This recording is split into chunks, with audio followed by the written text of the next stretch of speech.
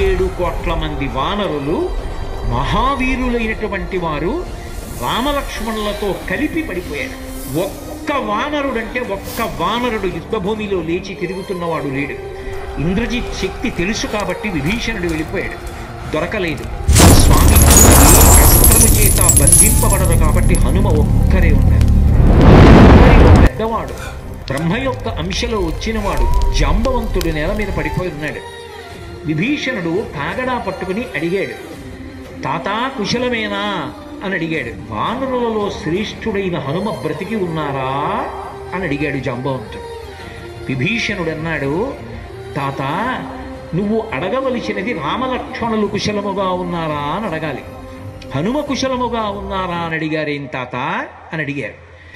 మొత్తం వానరులు రామలక్ష్మణులతో కలిసి పడిపోయినా కూడా నష్టం లేదు. హనుమ ఒక్కరు బ్రతికి ఉంటే మళ్ళీ అందరూ బ్రతుకుతారు.